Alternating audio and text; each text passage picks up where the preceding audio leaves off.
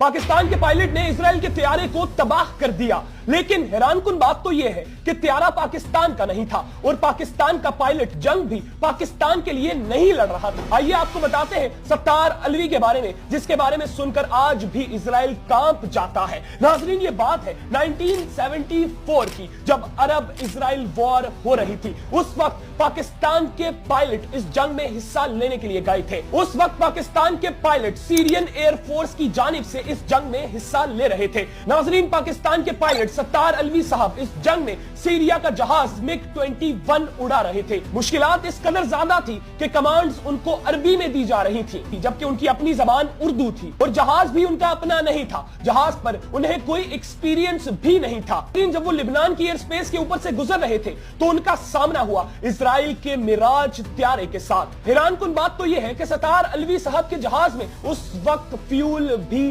खत्म होने वाला था, लेकिन फिर भी पाकिस्तान के पायलट ने बहादुरी का मुजाहिरा करते हुए इजराइल के मिराज त्यारे को मार गिराया।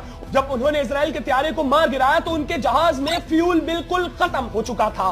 वो बिना फ्यूल के अपने जहाज को एयर बेस तक लेकर पहुंचे, जिसके बाद सीरिया ने उनको अपना हाईएस्ट मेडल दिया, जबकि पाकिस्तान की जानिब से उनको सितारा इम्तियाज दिया गया। सत्तार अलवी की कहानी यहां पर सुनाना इसलिए जरूरी था कि दुश्मन समझता है कि टेक्नोलॉजी ज्यादा रखकर वो हमें मात दे देगा। दुश्मन को यह बताना चाहते हैं कि सिर्फ टेक्नोलॉजी से फर्क नहीं पड़ता, जज्बा शहादत भी होना चाहिए। सत्तार अलवी साहब की मिसाल आपके सामने है। ना जहाज उनका था, ना जबान उनकी थी, ना मुल्क अपना था। बात थी इस्लाम की, जंग थी अरब इजराइल, और उन्होंने सीरिया के लिए इजराइल के जंगी त्यारे को मार गिराया। वो इजराइल जिसको फुल सपोर्ट अमेरिका की हासिल थी, जबकि सत्तार अलवी साहब सीरिया के लिए जहाज उड़ा रहे थे।